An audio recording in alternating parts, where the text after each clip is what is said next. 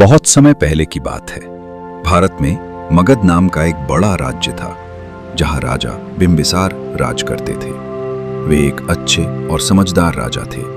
वे हमेशा लोगों के साथ न्याय और दया से पेश आते थे। राजा बिंबिसार गौतम बुद्ध से बहुत प्रभावित थे और उन्हें अपना गुरु मानते थे।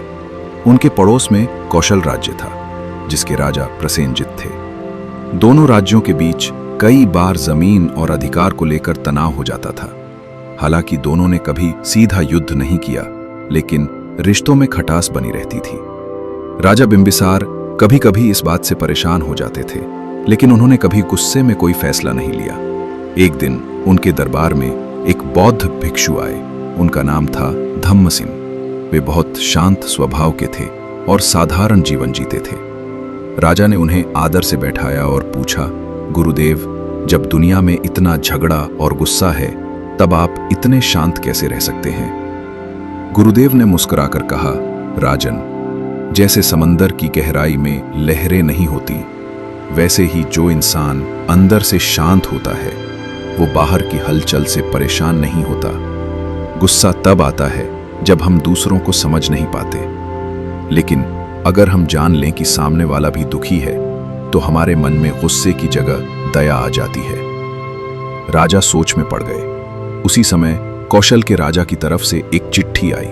उसमें कड़वी और अपमान करने वाली बातें लिखी थीं।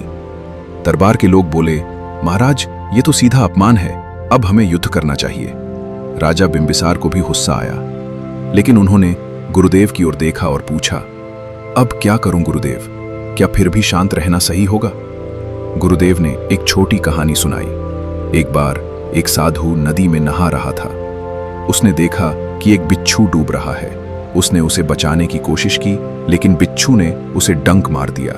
वह बार बार उसे बचाने की कोशिश करता रहा, लेकिन हर बार बिच्छू डंक मारता रहा।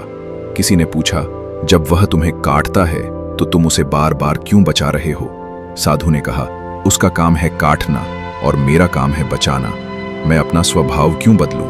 राजा ने यह सुना और गहरी सांस ली। उन्होंने फैसला किया कि वह जवाब तो देंगे, लेकिन गुस्से में नहीं, समझदारी से। उन्होंने राजा प्रसेनजित को एक शांत और सच्चा उत्तर भेजा। उसमें लिखा कि अगर कोई गलतफहमी है तो बैठकर बात करें। कुछ दिनों बाद कौशल के राजा खुद मगध आए। उन्होंने बिंबिसार की धैर्य और समझदारी की तारीफ की और दोनों के बीच अच्छी दोस्ती हो गई। इस कहानी से हमें सीख मिलती है कि जो इंसान गुस्से का जवाब गुस्से से नहीं बल्कि समझदारी से देता है, वही असली समझदार और शांत इंसान होता है।